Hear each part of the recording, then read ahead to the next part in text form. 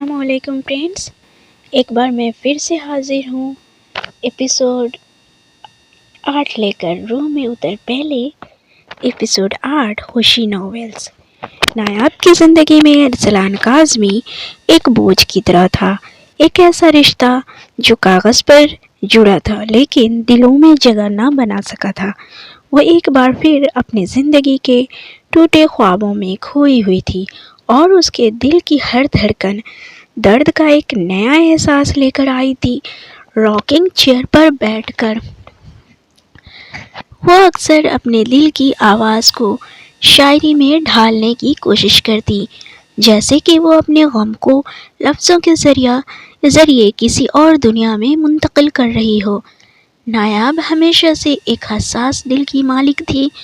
وہ چھوٹی چھوٹی باتوں پر خوش ہو جایا کرتی تھی اور اتنی ہی جلدی دکھ میں ڈوب جاتی تھی۔ اس کا دل ہمیشہ پیار اور محبت کی تلاش میں رہتا تھا۔ اس کی زندگی کا خواب تھا کہ وہ کسی ایسے انسان سے ملے جس کی محبت اس کے دل میں اتر جائے، لیکن زندگی ہمیشہ خوابوں کی تعبیر نہیں ہوتی۔ جب ارسلان کاظمی اس کی زندگی میں آیا، وہ سوچتی تھی کہ یہ محبت کا ایک نیا آغاز ہے، لیکن وقت نے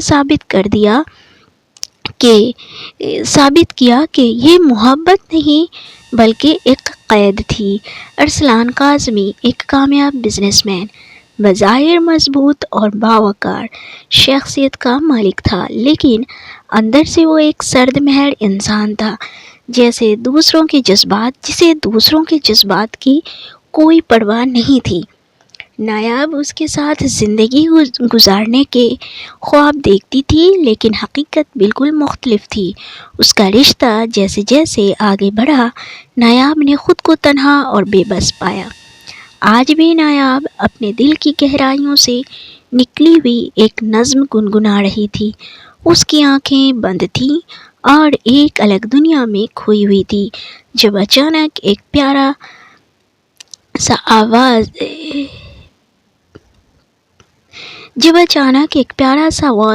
زمین پر گر کر ٹوٹ گیا۔ اس کی آنکھیں فوراً کھل گئیں اور اس نے دیکھا کہ واز کی کرچیاں اس کے قدموں میں بکھری ہوئی تھیں، جیسے اس کی زندگی کے ٹکڑے زمین پر پڑے ہوں۔ یہ تمہارا جلال ولا نہیں ہے جہاں بیہودگیوں پر تمغے ملتے ہیں، یہ کاظمی ولا ہے، یہاں رہنا ہے تو حد میں رہو۔ ارسلان کاظمی کی کڑوی آواز نے اس کی سوچوں کا سلسلہ توڑ دیا۔ نایاب نے اس کی طرف مڑ کر دیکھا۔ ارسلان صوفے پر بیٹھ کر اپنے جوتے اتار رہا تھا اور اس کے لہجے میں ہمیشہ کی طرح حقارت بھری ہوئی تھی۔ اپنی گمشدہ محبت کا سوگ منانا ہے تو دل میں مناؤ، یہاں اشتہار لگا کر نہیں۔ نایاب کی آنکھوں میں ایک لمحے کے لیے آنسو بھر آئے، لیکن اس نے خود کو سنبھالا۔ کیا کہا آپ نے؟ ذرا دوبارہ فرمائیے گا۔ نایاب کی آواز میں غصہ اور دکھ تھا۔ ارسلان نے بیزاری سے کہا، میں اپنی بات دہرانا پسند نہیں کرتا۔ اس نے اپنی ٹائی کی نوٹ ڈھیلی کرتے ہوئے نایاب کو نظر انداز کرنے کی کوشش کی۔ مجھے بھی ایسی جاہلانہ باتوں کی عادت نہیں ہے۔ نایاب کا دل بھر آیا تھا، لیکن اس نے اپنی آواز کو مضبوط رکھا۔ وہ ارسلان کی بے حسی سے تھک چکی تھی۔ ارسلان نے اس کی بات پر ایک لمحے کے لیے غور کیا، پھر اسے تلخ لہجے میں جواب دیا، آپ نے جو پڑھ لکھ کر چاند چڑھایا ہے نا، اس سے بھلے تو ہم جاہل ہی ہیں۔ اس کی باتوں میں طنز تھا اور نایاب کو اس کا یہ رویہ مزید زخمی کر گیا۔ نایاب کا دل غصے اور دکھ کے ملے جلے جذبات سے بھر گیا تھا۔ تم بہت ہی گھٹیا انسان ہو۔ وہ مڑ کر جانے ہی لگی تھی کہ ارسلان نے اس کا ہاتھ پکڑ کر اسے اپنی طرف کھینچ لیا۔ بات سنو، بیوی ہو بیوی بن کر رہو۔ کتنی بار کہوں کہ مجھے بحث کرتی ہوئی لڑکیاں پسند نہیں ہیں۔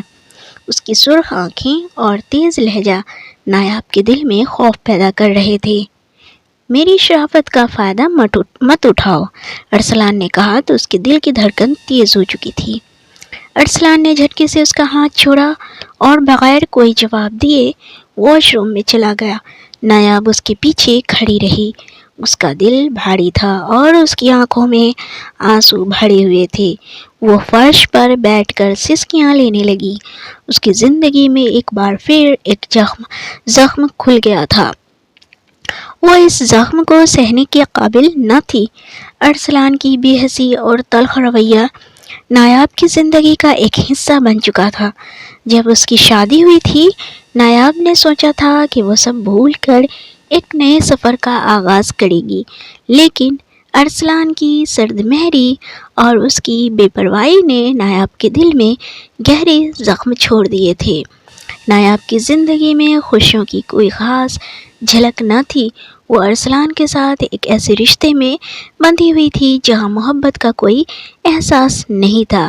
ارسلان ہمیشہ مصروف رہتا تھا اور جب بھی وہ گھر آتا، نایاب کو اس کی سرد مہری کا سامنا کرنا پڑتا۔ نایاب کے دل میں کئی سوال تھے، لیکن اس کے پاس کوئی جواب نہیں تھا۔ وہ ہر رات اپنے آنسوؤں کے ساتھ سوتی، یہ سوچتے ہوئے کہ کیا اس کی زندگی میں کبھی خوشیوں کی کوئی روشنی آئے گی، کیا کبھی ارسلان اسے وہ محبت دے پائے گا جس کی وہ ہمیشہ سے خواہش مند تھی۔ ارسلان کے دل میں نایاب کے لیے کوئی محبت نہیں تھی۔ اس کے نزدیک شادی ایک رشتہ تھا جسے بس نبھانا تھا، لیکن نایاب کے جذبات کی کوئی قدر نہیں تھی۔ وہ کبھی نایاب کی باتوں کو اہمیت نہیں دیتا تھا اور ہمیشہ اس بات پر اپنی مرضی مسلط کرتا تھا۔ نایاب کا دل ہمیشہ محبت کی تلاش میں بھٹکتا رہتا تھا۔ اسے یاد تھا کہ اس نے اپنی زندگی کے ہر لمحے میں محبت کی امید رکھی تھی، لیکن اب وہ اس امید سے بھی خالی ہو چکی تھی۔ اس کی زندگی میں ایک ایسا خلا تھا جسے کوئی بھی نہیں بھر سکتا تھا، اور یہ خلا روز بروز گہرا ہوتا جا رہا تھا۔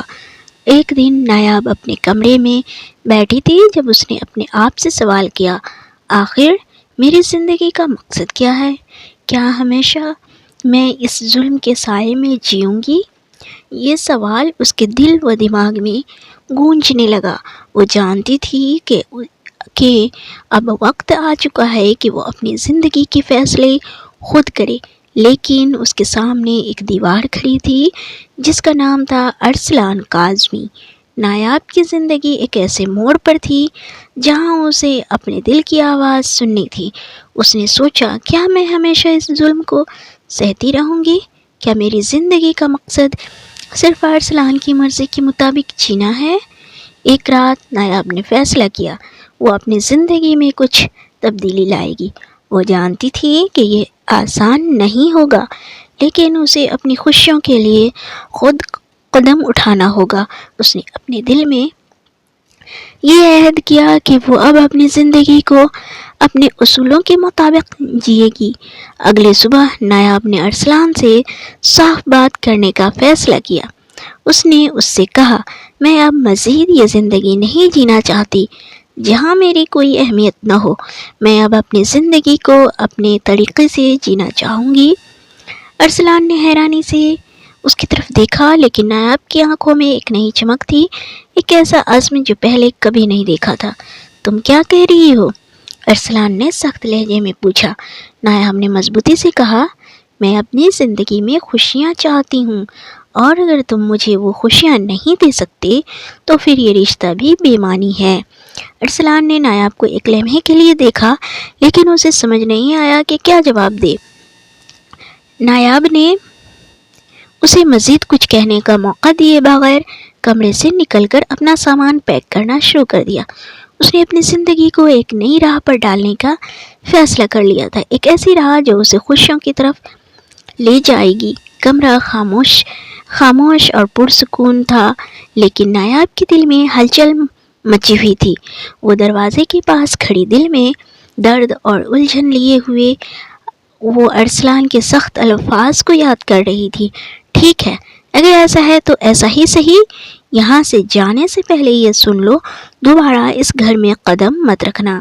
ارسلان غصے سے کہتا ہے۔ نایاب کا دل جیسے بیٹھ سا گیا۔ وہ سوچتی ہے کہ وہ کہاں جائے گی، کوئی بھی تو نہیں تھا جو اس کا اپنا ہو۔ وہ دروازے سے پیچھے بیٹھتی ہے اور اندر واپس آ جاتی ہے۔ جاؤں تو کہاں جاؤں، کوئی بھی تو نہیں میرا نایاب خود کلامی کرتی ہے۔ تو فرینڈس آج کے لیے بس اتنا ہی، اور فرینڈس پلیز بتائیے گا یہ ایپیسوڈ آپ کو کیسی لگی۔ اگر اچھی لگی ہو تو please like share and comments کرنا نہیں بھولیے گا۔ فرینڈس سب سے ضروری بات میں یہ بتا دوں کہ یہ میری اپنی ناول ہے اور یہ آواز بھی میری اپنی ہے۔ اگر آپ کو پسند آ رہی ہو تو please like share and comments ضرور کیجیے، اور اگر آپ میرے لیے نئے ہیں تو پلیز میرے چینل کو سبسکرائب کیجیے، بیل آئیکن پریس کیجیے تاکہ میری نیکسٹ آنے والی ویڈیوز کی نوٹیفیکیشن آپ کو پہلے مل سکے۔ اور فرینڈس میں یہ بھی بتانا چاہ رہی ہوں کہ یہ کہانی محض تفریح اور اصلاحی مقصد کے لیے ہے، جس کا مقصد کسی فرد، خاندان یا طبقے کی دل آزاری کرنا نہیں ہے۔ کہانی کے کردار اور واقعات فرضی ہیں اور ان کا حقیقت سے کوئی تعلق نہیں ہے۔ اگر کسی کو کسی قسم کی مماثلت محسوس ہو تو اسے محض ایک اتفاق ہی سمجھا جائے۔ اور فرینڈس پلیز مجھے سپورٹ کیجیے، مجھے لائک کیجیے اور شیئر کیجیے فرینڈس، کیونکہ میں آپ کے سپورٹ اینڈ ہیلپ کے بغیر آگے نہیں بڑھ سکتی۔ تو پلیز فرینڈس مجھے آگے تک لے جائیں اور میری ہیلپ کریں، مجھے سپورٹ کریں، تاکہ آپ کو بہتر سے بہتر کانٹینٹ ملتا رہے۔ Thank you friends, thanks for watching. ملتے ہیں کل، تب تک کے لیے بائے بائے، ٹیک کیئر، اللہ حافظ۔